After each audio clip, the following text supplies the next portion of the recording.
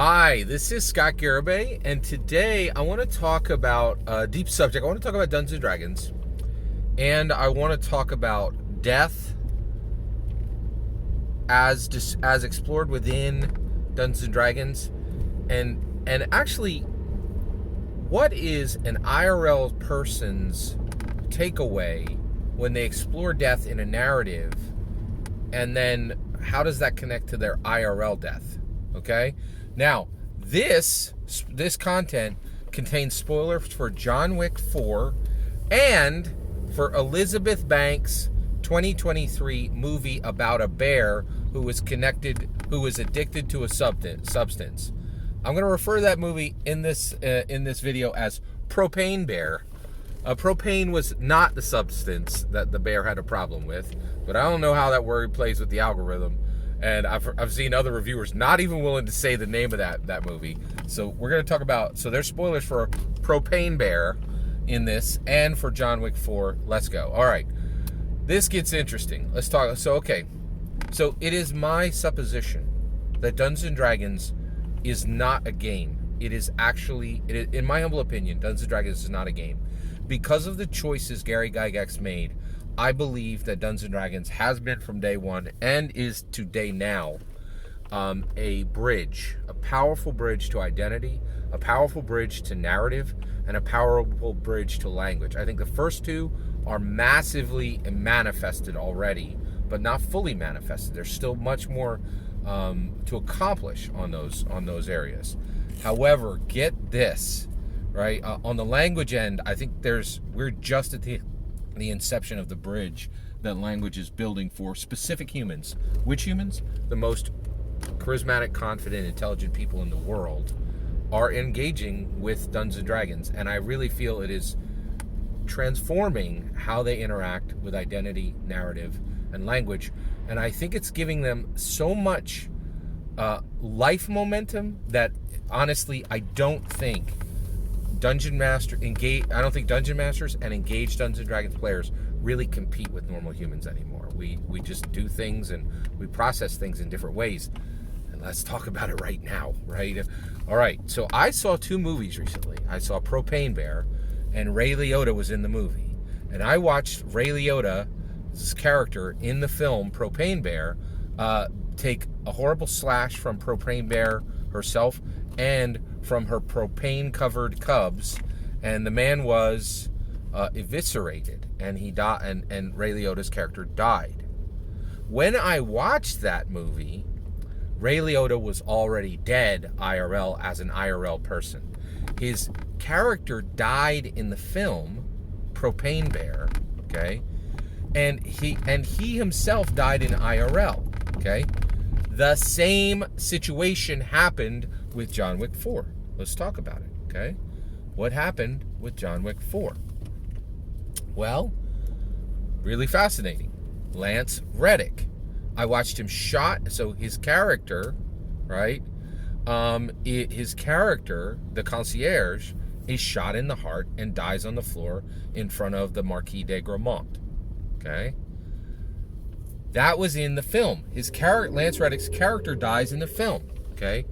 And then Lance Reddick died before the film's release. So when I was watching Lance Reddick die on screen, Lance Reddick's character die on screen, he was already dead IRL.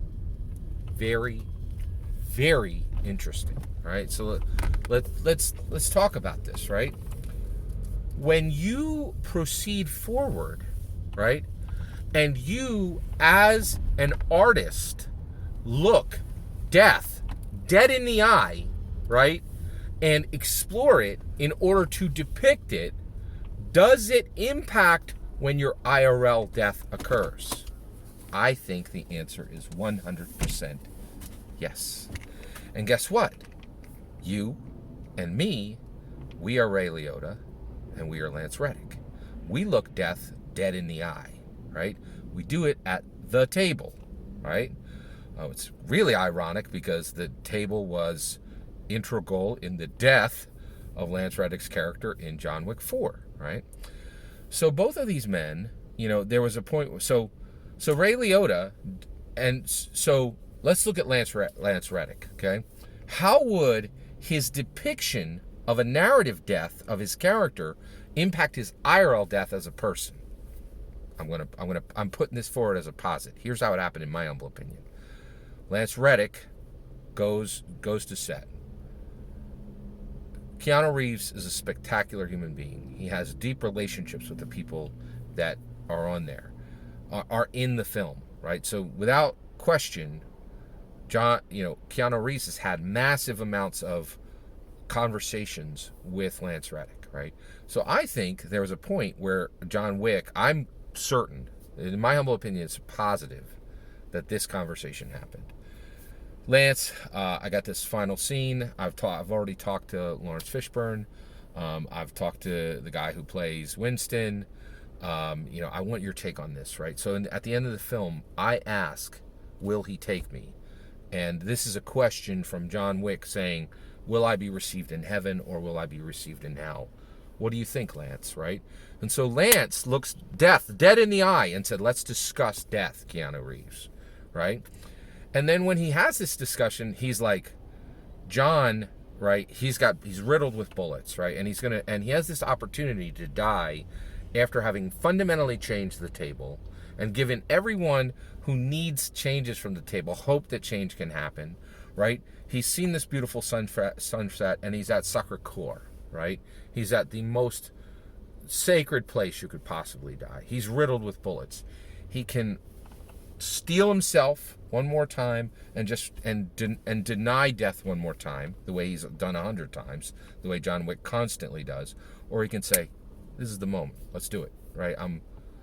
Will he take me home? And say, I'm not going to do anything. I'm not going to rush off to have these bullets pulled out of me. I'm going to let it happen this time. I will accept that. And I definitely think if you look at John Wick, he chose the moment of his death. So here's Lance Reddick, IRL person, having a conversation with somebody who's looking death straight in the eye, right? And I think Lance Reddick was like, oh, this could be my Sacré-Cœur moment. This is the time to die. Now, why on earth would Lance Reddick say, this is the moment, this is the time to die? Lance Reddick has an amazing career. He was in Spartan, fantastic, right? He was in The Wire, amazing, right? He was in John Wick 4, and John Wick 4, this is the film, right? Lance Reddick dies, and then everybody in the world looks at Lance Reddick because his name is plastered all over John Wick 4. And I think he knew, if I die now, everybody's like, Lance Reddick was the Mac, right? He died doing what he did, right? This was the moment.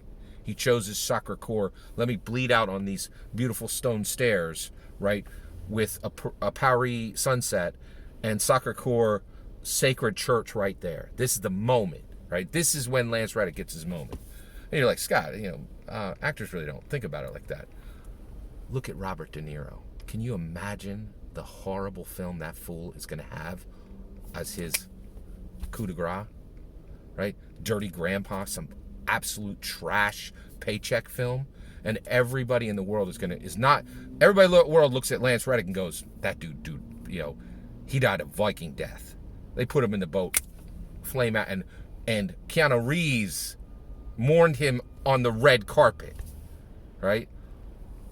Who's going to mourn Robert De Niro on some trash paycheck film, right? Like, who's going to call his name out? Can you imagine the skunk red carpet that's going to be attached to his name? This dude was the Mac, and he is just burying. Let me put another pile of manure on my good name. He ain't choosing when he dies, right? Like, I think Lance Reddick reached a point where he's like, we all have struggles. We all, have struggles with health, right? And I'm not saying for a moment he did anything to what I'm saying is the Reapers Lance Reddick was 61 years old, right? 61 years old, right? You reach 60, the Reaper's like, hello, buddy, I'm here whenever you're ready, right? Like, and I think what he did was he's like, yeah, let's do it. This is my moment. This is my Sacré-Cœur, right? Will he take me? Right? He had that conversation. His narrative exploration of death allowed him to use his death and plan his death and land his death for a purpose. And this is what I'm saying. Once we move into Dungeons and Dragons and understand it as a bridge to identity, a bridge to narrative, a bridge to language, right? We start functioning at a level other humans don't. We can say, this is it. This is the soccer core moment. I don't want to die. I don't want the last words being said to me is Ashton Kutcher saying, I liked Robert De Niro and he was great in Dirty Grandpa 3. Lance Reddick, he landed his death like Sully landed that plane, right? And the whole world sees him, in my humble opinion. Every word of that's my humble opinion. What's important is when I get to hear your humble opinion. When you get into the comments and send your traffic. Please consider like, subscribing, and have a wonderful millennium.